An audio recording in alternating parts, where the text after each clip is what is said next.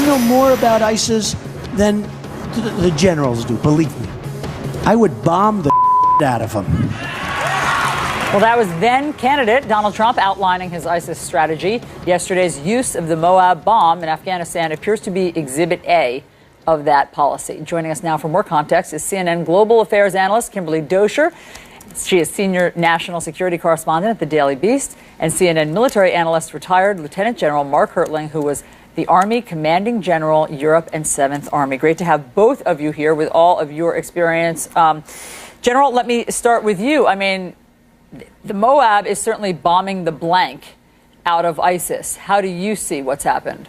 I don't see it that way at all, Allison. I hate to do this, but I want to take the breathless commentary out of this. This is a tactical weapon.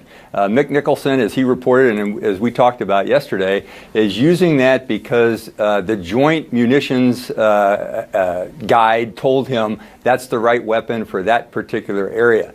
But because it is a big explosion, because it does fit the narrative that Mr. Trump said that he would bomb the S out of everybody, everyone's getting excited about it. It's not a strategy, it's a tactic, and the generals on the ground can handle that. That's really good context, and we certainly don't want any breathlessness, but we do want context, Kimberly.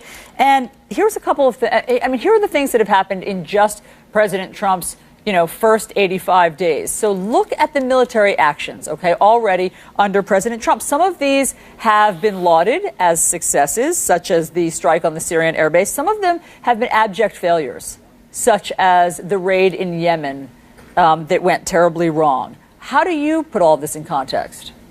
Well, I have to second Mark in that I've spoken to officials in Afghanistan, and they have said that General Nicholson requested this munition during the Obama administration because he was looking ahead to the Afghan fighting season.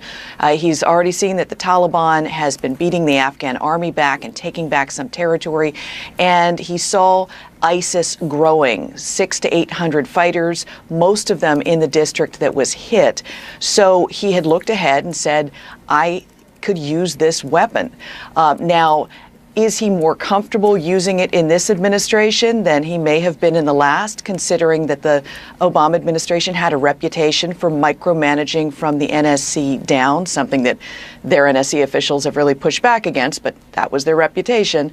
I think that he would have had a higher comfort level under the Trump administration because Trump has indicated that he is comfortable delegating a lot of authority down to the military commanders. Okay, that's very interesting context and news that you've just given us, Kim. If this was requested during the Obama administration, that does change the feeling of it, General. And what do you think about President Trump saying, I don't need to know about everything that they're doing, even the use of the Moab, because I'm giving them blanket authority? No, that's not a good thing to say. First of all, he does need to know. If he's putting, as the commander-in-chief, military members into harm's way, he needs to know what's going on, and he needs to receive the briefings on what's happening around the world. And I'd push back a little bit on the comment that he's loosening the strings, because you talk to the senior commanders, most will tell you, hey, there was nothing that prevented us from doing our job in the Obama administration. There may have been some NSC staffers who were asking a lot of questions and could be, let's just say, painful at times with what was called the 6,000-mile screwdriver to correct kinds of operations that were going on. But truthfully, the commanders in the field, and I've talked to all of them, didn't feel they were being inhibited from doing what they needed to be. Is that right, what they needed General? to do. I'm really interested in that because that was some of the narrative that we certainly heard. By who, Allison? By Republicans.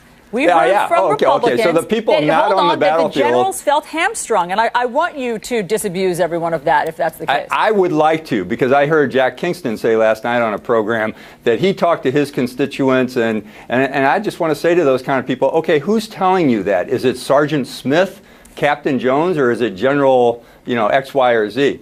You will talk to most of the general officers, the people who are conducting strategy, and they will say they have been able to do the things that they needed to do. Go ahead, Kim.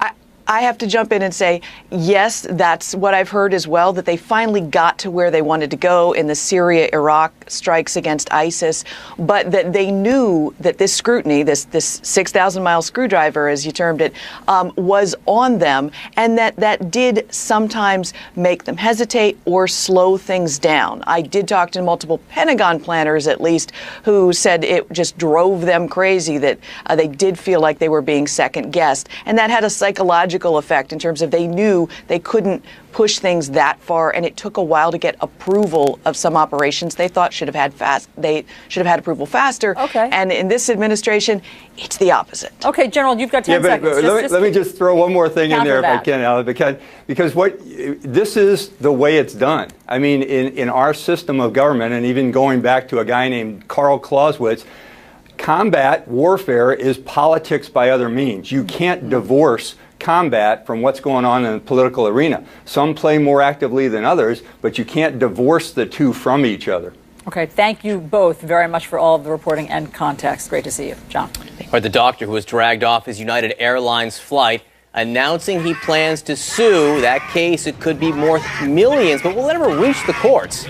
We're going to discuss next.